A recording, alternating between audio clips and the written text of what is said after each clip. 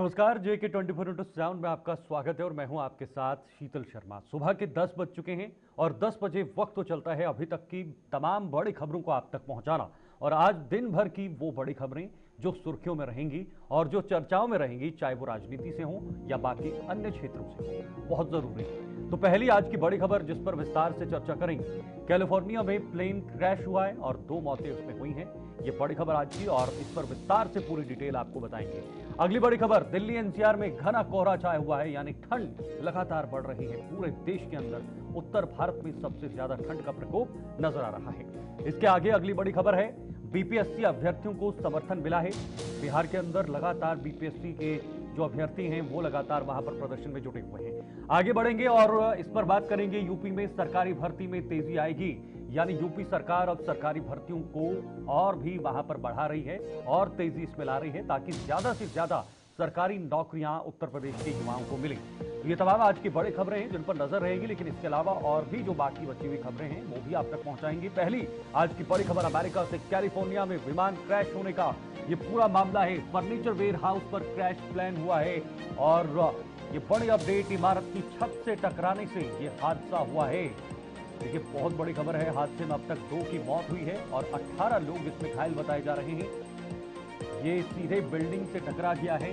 California का पूरा मामला, जहां पर ये विमान क्रैश हुआ और फर्नीचर वेयर हाउस पर ये प्लेन जो है ये क्रैश हुआ है, यानी सीधे जाकर वेयर हाउस से टकरा गया, वहां पर क्रैश हुआ। फिलहाल 2 लोगों की मौत इस पूरे मामले में अभी तक बताई जा रही है। ये जो तस्वीर आप देख रहे हैं ये वही मौके की तस्वीर है जहां पर ये पूरा घटनाक्रम हुआ है, हादसा हुआ है और इसमें 2 लोगों की अभी तक जान चली गई है। लगभग 18 लोग इसमें घायल बताए जा रहे हैं। विमान का क्रैश कैसे हुआ, किन वजहों से हुआ, इसका अभी तक पुष्टि नहीं हो पाई है, लेकिन जो तस्वीर आ रही है वो वाकई में भयावह करने वाली तस्वीर है, क्योंकि इसमें साफ तौर पर देखा जा सकता है कि एक विमान जो है वो सीधे एक वेयर हाउस से टकराता है, फर्नीचर वेयर हाउस से टकराता है और वहां यह हादसा हो जाता है। जब ये घटना हुई होगी, ये कितना भयानक मंजर रहा होगा, ये तो वहां पर जो मौजूद लोग थे उन्हें वो इसके गवाह हैं। लेकिन 2 लोगों की इस घटना में मौत हुई है और बाकी 18 लोग इसमें घायल हुए हैं। तो लगातार जो प्लेन क्रैश होने की घटनाएं हैं वो निकल कर आ रही हैं। कुछ दिन पहले एक प्लेन जो है वो क्रैश हुआ था नॉर्थ कोरिया में और उसमें लगभग 181 लोगों की मौत हुई थी। साउथ कोरिया में हुआ था, माफ कीजिए। डॉक्टर राम श्रीवास्तव हमारे साथ, श्रीवास्तव जी हमारे साथ जुड़े हुए हैं। डॉक्टर राम श्रीवास्तव जी, बहुत बहुत स्वागत है आपका और बहुत बहुत शुक्रिया आपका हमारे साथ जुड़ने के लिए। एक और प्लेन क्रैश होने का मामला आया है कैलिफोर्निया से। जी शीतल जी, देखिए ये जो प्लेन था ये वेंस RV-10 नाम का एक सिंगल इंजन वाला प्लेन था और इसको ये माना जाता है एक्सपेरिमेंटल प्लेन था। और ये जो है छत से टकरा कर और बिल्डिंग में घुस गया। बिल्डिंग में भी आग लग गई जहाँ फर्नीचर का गोदाम था। ये भी आशंका है कि उसमें यद्यपि 2 लोग तो मरे हैं और 18 घायल हैं, जिनमें 10 को अस्पताल में भर्ती किया गया है। अब अभी खबर आनी बाकी है। कल 2:15 दिन के समय, दोपहर के समय इस तरह की दुर्घटना हुई। हालांकि 1 महीने पहले ही इसी हवाई अड्डे पर फुलरटन के वहां पर, जो कि डिज्नीलैंड से 10 किलोमीटर दूर है और जो लॉस एंजल्स है उससे लगभग 40 किलोमीटर दूर है, इस हवाई पट्टी के पास ऐसा ही एक छोटा सा प्लेन पेड़ से टकराकर क्षतिग्रस्त हो गया था। रहा सवाल ये, जो आजकल प्लेन की घटनाएं, दुर्घटनाएं ज्यादा होने लगी हैं, उसके अपने कारण रहते हैं। जो आपने साउथ कोरिया की प्लेन का जिक्र किया, उसके लिए जो जांच चल रही है उस एंगल से भी चल रही है, वो प्रोफेशनल नेग्लिजेंस रहा है। इसी तरह से कजाकिस्तान में जो प्लेन गिरा है उसके मामले में तो ये कहा जाता है कि गलती से उसको उड़ा दिया गया था, लेकिन वो भी एक हाइपोथेसिस, सही बात जो है जांच के बाद पता लगेगी। प्लेन्स की दुर्घटनाएं आज की तारीख में इसलिए सामान्य हो गई हैं कि लगभग 8,000 से ज्यादा हवाई जहाज एक समय पूरे आसमान में घूमते रहते हैं हर देश में। एक साइट है फ्लाइट रडार 24, उसमें आप देखेंगे लाइव उनका आता है कि कौन सा प्लेन कहाँ और किस नंबर का किस जगह जा रहा है। इससे ये पता लगता है कि जिस तरह से सड़क पर दुर्घटनाएं होती हैं, ऐसे निकट भविष्य में चूंकि इनकी संख्या बहुत बढ़ गई है मानवीय भूलों के कारण और कुछ आपात स्थिति में, जैसे कभी मौसम एकदम खराब हो जाता है और फिर जो है एक और नई थियरी है जैसे MH370 जो मलेशिया का अभी तक जिसका पता नहीं लगा है। कुछ लोगों का ये भी अनुमान है कि जो आसमान का कचरा है, अंतरिक्ष का कचरा है, वो जलकर जब वायुमंडल में गिरता है, इसकी छोटी छोटी जो कण भी हैं अगर टकरा जाएंगे, और पक्षियों के टकराने से भी दुर्घटनाएं होती हैं। तो ये जो दुर्घटना एक सामान्य है, हालांकि इससे अधिक चिंतित होने की आवश्यकता इसलिए नहीं है कि हर दुर्घटना के बाद उसकी जांच होती है, उसके तकनीकी पहलू देखे जाते हैं, और उन उड़ानों में विमान में क्या गलती है, एविएशन में क्या गलती है, उसको दुरुस्त करने की कोशिश की जाती है। तो डॉक्टर ये राम श्रीवास्तव जी, बड़ी बात यह है कि आखिर लगातार ये विमान क्रैश क्यों हो रहे हैं? आपने बहुत महत्वपूर्ण बातें कही हैं। क्या एनवायरमेंटल इम्बैलेंस या इस तरह के इम्बैलेंस देखे जा सकते हैं जिस वजह से ये विमान क्रैश हो रहे हैं, या इनकी लगातार जो बढ़ रही संख्या है वो भी इसके पीछे एक वजह हो सकती है? इनकी जो लगातार संख्या बढ़ रही है वो एक बहुत महत्वपूर्ण मुद्दा है। जिस तरह से एक सड़क है उसमें आज से 10 साल पहले मुश्किल से 5,000 वाहन जाते थे, आज 50,000 वाहन जा रहे हैं, दुर्घटनाएं बढ़ रही हैं। तो निश्चित रूप से मानवीय भूल तो एक कारण भी है, दूसरा कारण जो है तकनीकी खराबी होती है, तीसरा जो है एक्सीडेंटल कारण जिसका कोई पता नहीं लगता, जैसे MH370 का है और उसके कारण अभी तक ब्लैक बॉक्स नहीं मिला है, उसकी समुद्र के अंदर कहाँ डूबा है ये भी पता नहीं है, खोज जारी है। लेकिन इस तरह की दुर्घटना है, आम दुर्घटना है, इसको किसी आतंकवादी से जोड़ना तो फिलहाल संभव नहीं है। आतंकवादी दुर्घटना 9/11 की हुई थी, उसमें जानबूझकर बिल्डिंग में टकरा दिया गया था। शीतल जी, ठीक है, बहुत बहुत शुक्रिया डॉक्टर साहब हमारे साथ जुड़ने के लिए, आपका धन्यवाद, आपने समय दिया। लेकिन प्लान क्रैश लगातार हो रहे हैं, इसके पीछे वजह क्या है वो भी आपने सुना, हमारे एक्सपर्ट ने क्या कहा। अब जरा आगे बढ़ेंगे। एक बड़ी खबर इस वक्त की आ रही है, ये दिल्ली NCR में इस वक्त घना कोहरा छाया हुआ है और लगातार ठंड बढ़ रही है। देखिए, दिल्ली एयरपोर्ट ने एडवाइजरी जारी कर ली है क्योंकि मौसम लगातार खराब हो रहा है। घने कोहरे के कारण प्रभावित हो सकती हैं फ्लाइट्स, क्योंकि जितनी ज़्यादा बर्फबारी पहाड़ी इलाकों में होगी उसका सीधा असर प्लेन इलाकों में देखा जा सकता है, खास तौर पर राजधानी दिल्ली में, जहां पर NCR में जो है वो घना कोहरा छाया हुआ है। तो लगातार उत्तर भारत के कई शहरों में घना कोहरा नजर आ रहा है, बर्फबारी हो रही है और बर्फबारी के साथ साथ ये धुंध का मामला बढ़ रहा है। घना कोहरा छाया हुआ है और इस वजह से आवाजाही में परेशानी हो रही है, गाड़ियों में परेशानी हो रही है, इसके साथ साथ ट्रेनें प्रभावित हो रही हैं, जो एरोप्लेन्स हैं वो प्रभावित हो रहे हैं, जिससे कई यात्रियों को काफ़ी दिक्कत होती है। तो देश भर में एक तरफ से प्रचंड जो ठंड देखने को मिल रही है, घना कोहरा है, और दूसरी तरफ पहाड़ों पर भारी बर्फबारी नजर आ रही है, जिससे लोग काफ़ी ज़्यादा दिक्कत में हैं। और हर बार की तरह इस बार भी ये ठंड इसी तरह से बढ़ती हुई नजर आ रही है। हालांकि अभी मौसम वैज्ञानिकों की माने तो अभी ये ठंड की शुरुआत है, और जनवरी का महीना हो या फिर फरवरी का महीना हो, ठंड जो है वो लगातार बढ़ती रहेगी, जिससे आम लोगों को अभी भी काफ़ी दिक्कतें हो रही हैं। खास तौर पर कश्मीर की बात करें, जहाँ पर चिले कलां होता है, 40 दिनों का ये चिले कलां होता है, और इस चिले कलां के दौरान में ये 40 दिन सभी कश्मीर वासियों के लिए बहुत भारी होते हैं, बहुत ज़्यादा खतरनाक होते हैं, क्योंकि हर दिन वहाँ पर जो टेम्परेचर है, जो तापमान है, वो घटता हुआ नज़र आता है, जिस वजह से कई सारी चीज़ों पर प्रभाव पड़ता है, कई सारे वहाँ पर जो कामकाज हैं उन पर प्रभाव पड़ता है, कामकाज कुछ ठप रह जाते हैं। मध्यम वर्गीय लोग हैं या फिर जो मजदूरी करने वाले लोग हैं, उनके लिए खास तौर पर ये 2 महीने बेहद ज़्यादा दुखदायी होते हैं, पीड़ादायी होते हैं, क्योंकि कामकाज जो है वो ठप हो जाते हैं। हालांकि पहाड़ी इलाकों में सरकारों की तरफ से ये दावे किए जा रहे हैं कि हर कनेक्टिविटी को बरकरार रखा जाएगा। जो दूर दूर के इलाके हैं जहां पर ज़्यादा बर्फबारी होती है, वहां पर उचित तरीके से मशीनरीज का उपयोग किया जा रहा है, नियमित तरीके से मशीनरीज का उपयोग किया जा रहा है। कॉन्सिस्टेंटली वहां पर जो तकनीकी उपकरण हैं उनको रखा गया है, ताकि बर्फबारी अगर होती है, सड़कें बंद होती हैं, मार्ग बंद होते हैं, तो उनको तुरंत वहां पर खाली किया जाए, बर्फ को हटाया जाए और जो आवाजाही है उसको सुगम किया जाए। क्योंकि कश्मीर का एक ऐसा इलाका है जहां पर देश दुनिया से वहां पर लोग पहुंचते हैं, पर्यटकों का सिलसिला होता है, बर्फबारी को देखने के लिए लोग आते हैं, जिस वजह से ट्रैफिक और खास तौर पर जो मार्ग का कनेक्शन है, जो सड़कों का कनेक्शन है, उसको बनाए रखना भी एक बहुत बड़ी चुनौती है।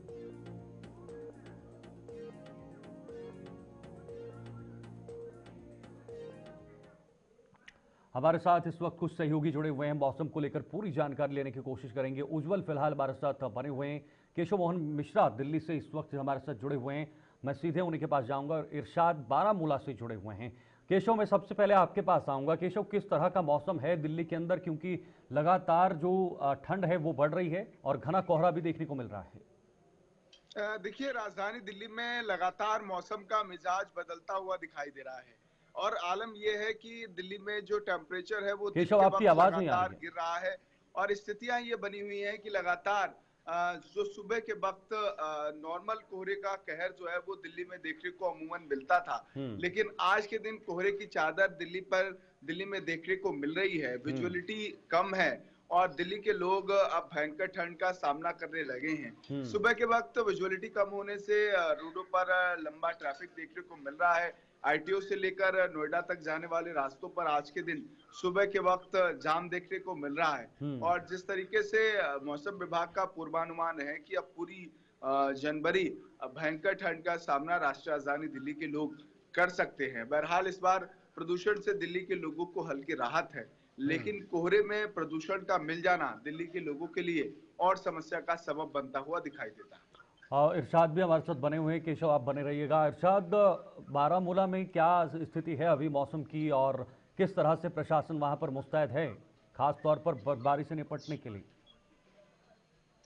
देखिए, बिल्कुल, अगर पिछले दिनों बर्फबारी यहाँ पे हुई है, हालांकि उसकी वजह से जो है ठंड में काफी जो है बढ़ोतरी देखने को मिल रही है। इस वक्त काफी ठंड है, माइनस में टेम्परेचर है और बाहर निकलना जो है लोगों को काफी सारे मुश्किलातों का सामना करना पड़ रहा है। उसमें अगर देखा जाए यहाँ पे बाकायदा तौर पर अब आने वाले दिनों में, यानी कि इन्हीं 2-3 दिनों में जो है बारिशों की बात करें, पहाड़ी इलाकों के साथ साथ मैदानी इलाकों की बात करें और देखा जाए आज रात को यहाँ काफी सर्दी थी और सर्दी की वजह से यहाँ पे नल जो है वो फिर से जम गए हैं। चाहे बिजली का जो निजाम है वो चंद एक इलाकों में जो है अभी भी कट ऑफ है। चाहे बात करें, क्योंकि आज सुबह से हमें फोन कॉलें भी मौसूल हुई, क्योंकि पहाड़ी इलाकों में अक्सर व बेशतर जो है इन जले कलान के आम दिनों में जो है बिजली चली जाती है। चाहे पानी के हवाले से बात करें, पानी की काफी किल्लत पाई जा रही है। अगर जो देखा जाए दूसरी तरफ यहाँ पे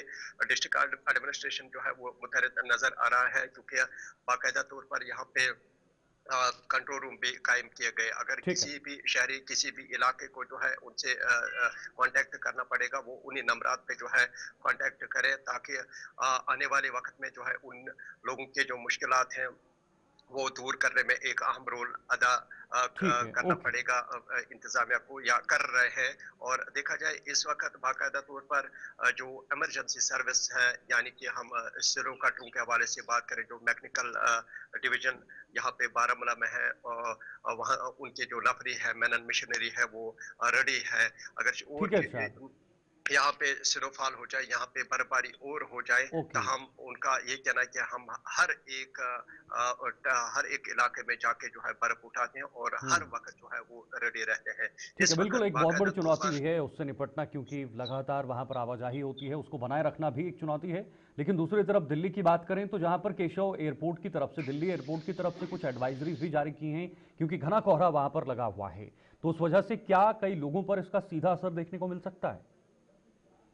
देखिए, बिल्कुल राष्ट्रीय राजधानी दिल्ली में इस वक्त विजुअलिटी बेहद कम है और जब विजुअलिटी कम होती है तो चाहे ट्रेन हो, एयरपोर्ट हो या सड़क परिवहन हो, ये सब कुछ प्रभावित होता दिखाई देता है। और यही बड़ी वजह है कि अब जब विजुअलिटी कम है, फ्लाइट्स डिले हो रही हैं, ट्रेन लगातार 4-4 घंटे की देरी पर अलग अलग ट्रेनें चल रही हैं, उसके बावजूद सड़कों पर भी लंबा ट्रैफिक है। जो एडवाइजरी अगर हम जिक्र करें, जो लगातार चाहे एयरपोर्ट की तरफ से हो, वो भी जारी की गई है कि विजुअलिटी की कम की वजह से जो विमान है वो उड़ान नहीं भर पा रहे हैं और उन्हें भी डिले किया जा रहा है। उसके बावजूद अगर हम बात करें तमाम ट्रेनों की, वो भी अपने निर्धारित समय से कुछ समय की देरी से चल रही हैं। बावजूद इसके सड़क परिवहन की अगर हम जिक्र करें तो वहां भी ज्यादा कोहरा सुबह के वक्त सड़कों पर होता है, विजुअलिटी कम होती है, इस वजह से ट्रैफिक भी, यातायात भी उससे प्रभावित होता है। ठीक है, कुल मिलाकर चारों तरफ चौतरफा जो दिक्कतें हैं वो कम है,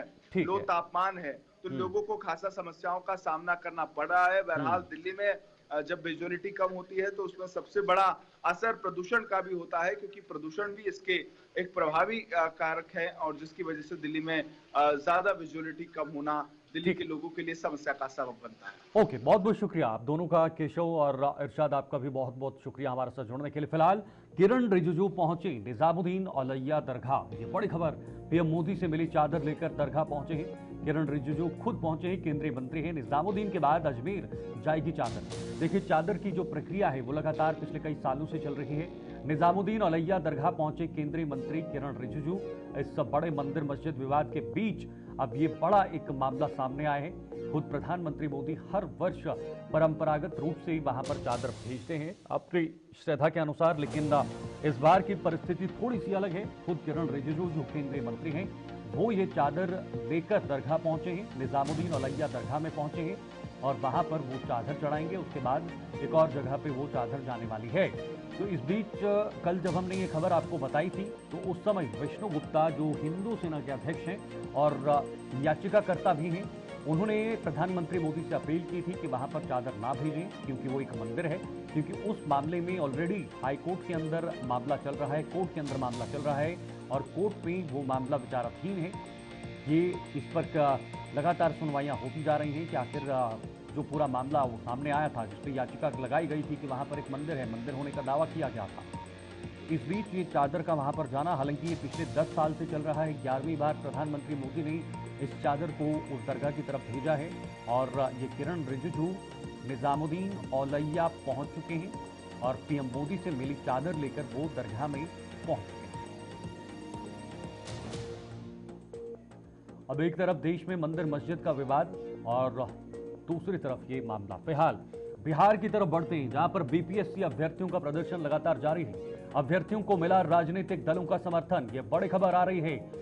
प्रशांत किशोर के बाद पप्पू यादव भी समर्थन में उतरे हैं। कुछ दिन पहले ये दोनों एक दूसरे के विपरीत थे, एक दूसरे के खिलाफ थे, लेकिन अब एक मंच पर आकर बीपीएससी के अभ्यर्थियों का समर्थन किया जा रहा है। प्रशांत किशोर के बाद अब पप्पू यादव भी सामने आ चुके हैं। उन्होंने भी बीपीएससी के अभ्यर्थियों का जो है वो साथ निभाने की कोशिश यहां पर की है, प्रयास किया है, पहल की है। लेकिन बड़ी बात यह है कि हर प्रदर्शन आखिर सियासत की भेंट क्यों चढ़ जाता है, नीतीश को वोट की चोट लगेगी, प्रशांत किशोर ने कहा है। ये बड़ी बात उन्होंने कही है। पप्पू यादव ने प्रशांत किशोर पर भी निशाना साधा।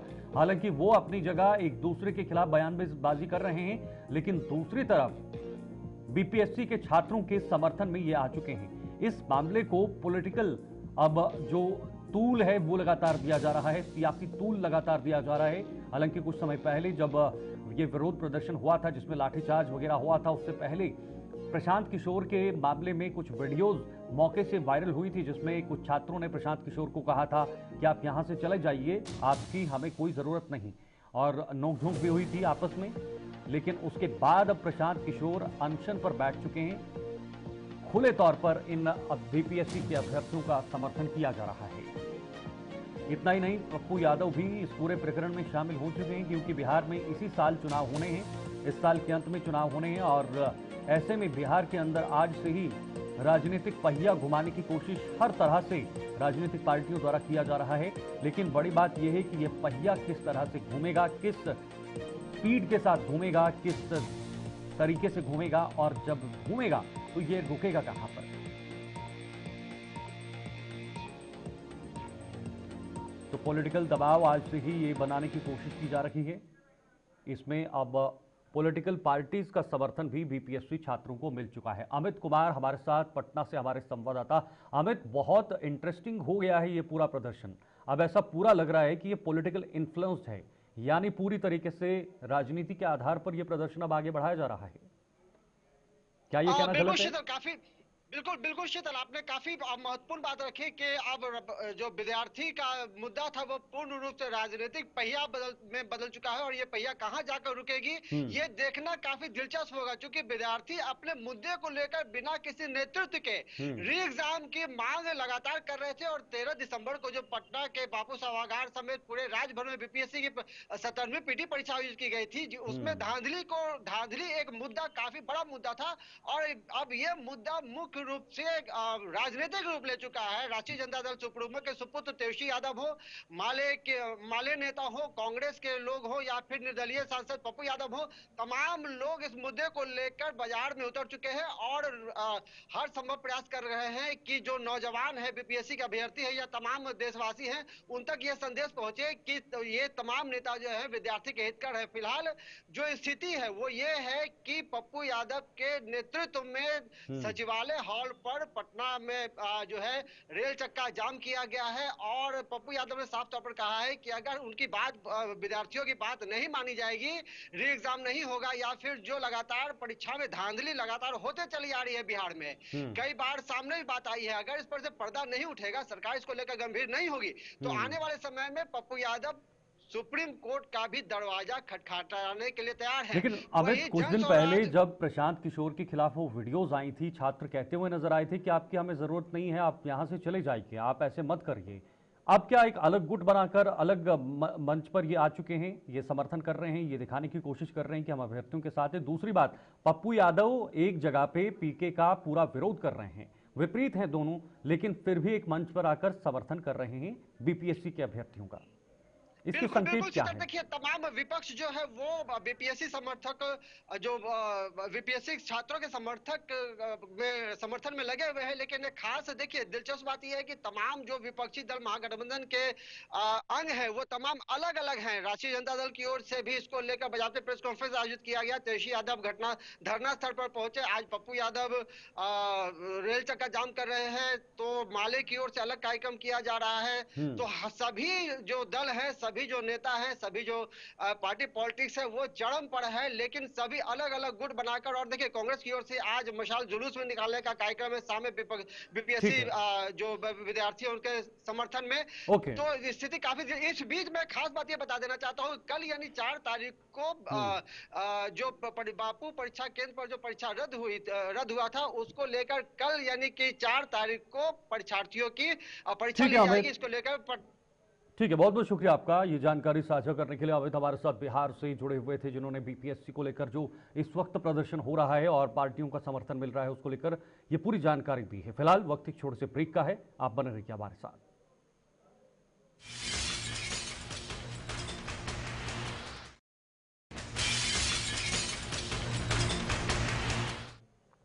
तो चलिए, ब्रेक के बाद एक बार फिर से आप सभी का बहुत बहुत स्वागत है। आप जरा आगे बढ़ेंगे, इस वक्त की एक और बड़ी खबर आपको बताएंगे। ये खबर लखनऊ से है, जहां पर इस वक्त की बड़ी खबर लखनऊ से आ रही है। और देखिए, अब यूपी में सरकारी भर्ती में तेजी आएगी उत्तर प्रदेश से, और उत्तर प्रदेश के युवाओं के लिए ये बड़ी खबर है। एसएन साबत बने अधीनस्थ सेवा चयन आयोग के अध्यक्ष और डीजी सीबीसीआईडी के पद से 31 दिसंबर को सेवानिवृत्त हुए थे और उसके बाद अब नई जिम्मेदारी मिली है। लखनऊ में से ये बड़ी खबर, सुरेश चंद्र और सुभाष सिंह बघेल आयोग के सदस्य बनाए गए हैं और अब यूपी में सरकारी भर्तियों में तेजी आने की पूरी उम्मीदें जताई जा रही हैं, क्योंकि एसएन साबत अधीनस्थ सेवा चयन आयोग के अध्यक्ष बने हैं और डीजी सीबीसीआईडी के पद से 31 दिसंबर को सेवानिवृत्त हुए थे और अब उनको एक बड़ी जिम्मेदारी दी गई है। इनके साथ सुरेश चंद्र और सुभाष सिंह बघेल उनके सदस्य यानी उनके सहयोग में रहेंगे और अब यूपी में सरकारी भर्तियों में, सरकारी नौकरियों में तेजी आने की उम्मीदें हैं, जिससे सीधे सीधे युवाओं को ये बड़ा फायदा होने की पूरी उम्मीदें हैं। एसएन साबत को अधीनस्थ सेवा चयन का अध्यक्ष बनाया गया है।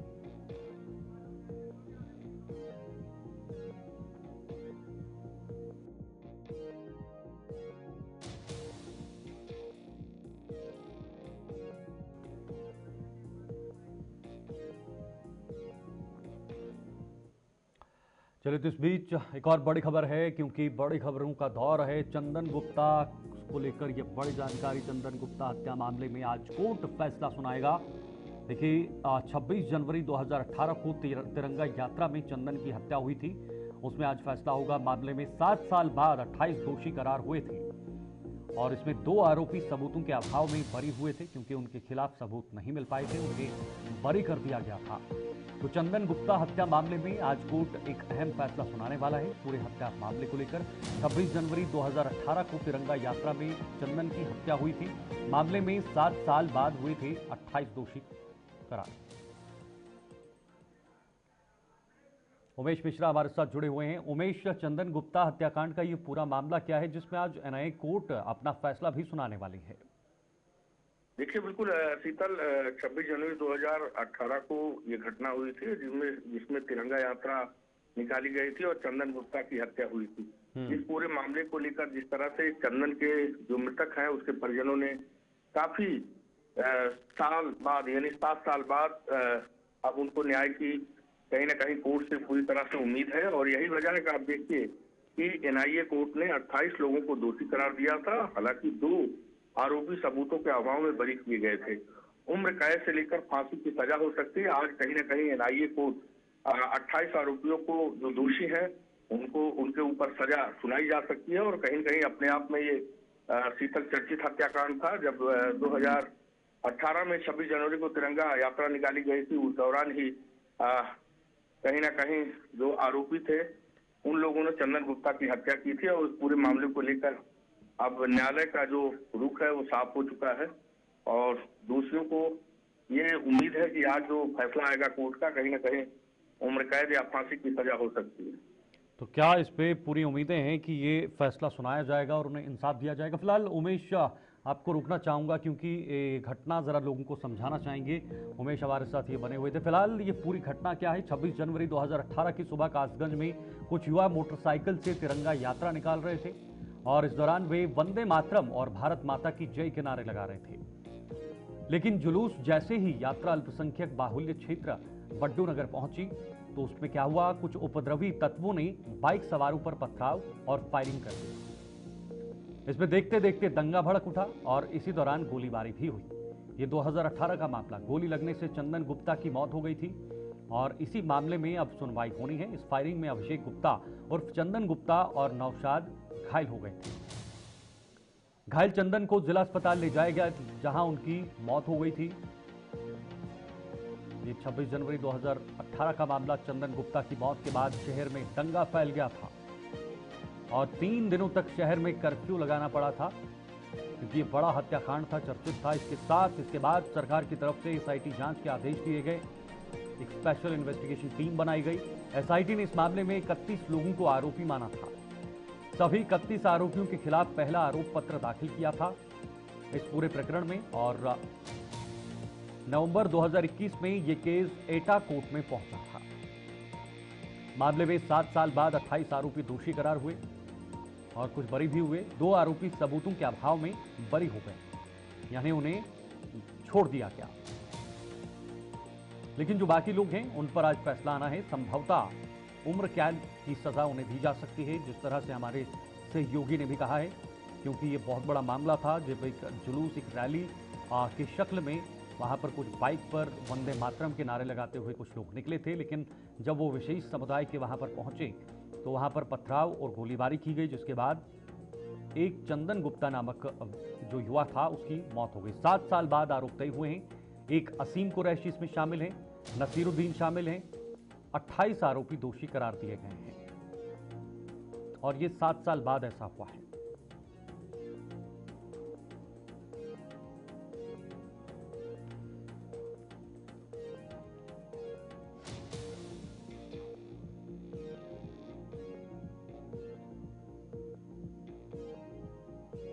इसमें वसीम जावेद, नसीम जावेद भी शामिल हैं। मोहम्मद जाहिद कुरैशी उर्फ जाहिद उर्फ जग्गा शामिल हैं। आसिफ कुरैली उर्फ हिटलर जिसे कहा जाता है, असलम कुरैशी, अकरम और तौफीक नामक इसमें शामिल हैं।